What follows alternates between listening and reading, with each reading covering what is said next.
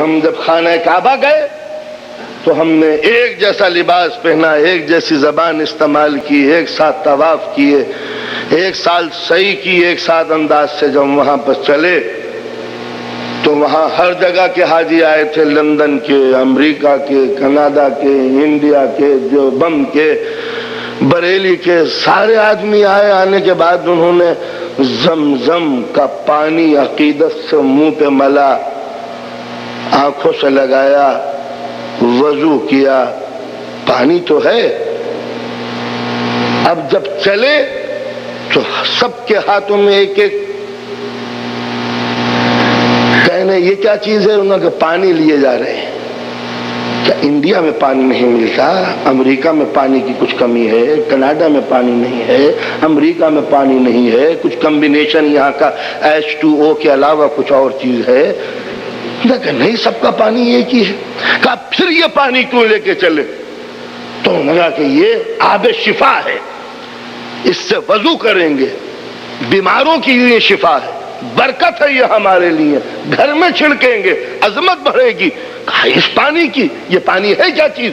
کہا تم کو نہیں معلوم، اب سے 6000 سال پہلے تقریباً اسی زمین کے اوپر نبی کا بیٹا نبی زادہ پیاس کی بنا پر ایڑیاں رگڑ رہا تھا، اس کے ایڑیاں رگڑنے کی بنا پر چشمہ جاری ہوا، اس چشمے کا نام ہے آب زمزم۔ 6000 برس ہو گئے آب زمزم کو بہتے ہوئے، اور آج تک یہ مقدس ہے، ڈیوائن ہے، ہولی ہے، پیارا ہے، شفا ہے، بخشش ہے، سہارا ہے۔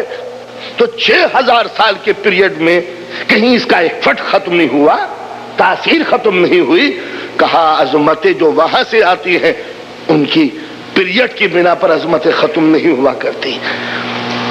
تو معلوم یہ ہوا کہ 6000 سال پہلے، 4000 سال پہلے نبی زادہ زمین پر ایڑیاں رگڑے تو اس سے جو پانی بنے وہ آب شفا بن جائے۔ تو اگر کسی زمین کے اوپر کسی نبی زادے کا خون بہ جائے تو کیا وہاں کی مٹی خاک شفا نہیں ہو سکتی؟ جب نبی زادے کے قدم کی بنا پر پانی آب شفا بن سکتا ہے، حالانکہ وہاں نبی زادے کا قدم مت ٹچ ہوا تھا، قدم ٹچ ہوا تھا، مس ہوا تھا صرف، تو پانی مقدس بن گیا۔ اور جس زمین میں خون پہ وسط ہو جائے سید المرسلین کے لال کا، وہ مٹی مقدس نہ بن سکے۔ تو جب آب زمزم سے وضو کے لیے پانی لایا جا سکتا ہے تو پھر خاک شفا بھی سجدے کے لیے لائی جا سکتی ہے۔ اب آپ یہ نہیں کہیں گے کہ یہ بت پرستی ہے، میں کہتا ہوں جب پانی لانا بت پرستی نہیں ہے تو پھر خاک شفا پہ جبیں جھکانی بت پرستی کیسے ہے؟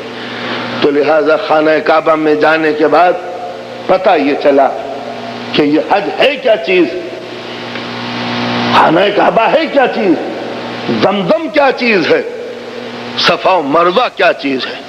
معلوم ہوا کہ کچھ مقدس ہستیاں یہاں پر آئی تھیں، باپ اور بیٹے نے مل کے اللہ کی عبادت کے لیے گھر بنایا تھا۔ سبحان اللہ، اگر معصوم باپ بیٹے مل کر پتھر جوڑ کے گھر بنا لے تو وہ خانہ کعبہ بن جائے، اور معصوم باپ اور بیٹے مل کر لاشوں کا اتنے انبار لگا دیں تو کربلا کے 72 شہید عظمتوں کا مرکز نہ بنے۔ تو جب ابراہیم اور ان کی نسل کی یاد منانا بدعت نہیں تو پھر رسول کے گھرانے کی قربانیوں کو یاد کرنا بھی بدعت نہیں ہو سکتا۔ جب صفا و مروہ کے درمیان دوڑنا ہر مسلمان پر واجب ہے، جبکہ صفا و مروہ کے درمیان ایک بے چین ماں دوڑی تھی بچے کی پانی کی تلاش و جستجو میں، تو قدرت کو ماں کی بے چینیاں اتنی پسند آئی، ماں کی بے چینیاں اتنی پسند آئی کہ ان کو سمیٹ کر مسلمانوں پر واجب قرار دے دیا کہ اگر کوئی مسلمان حج کے بعد یہ سعی نہ کرے تو اس کی صحیح رائے گاہ ہوگی، اس کا حج ناقص ہوگا، وہ گنہگار ٹھہرے گا۔ تو یہ دو پہاڑوں کے درمیان ایک ماں بے چین ہو کے دوڑی تھی، اس کی یاد منانا ہمارے لیے ضروری ہو گیا۔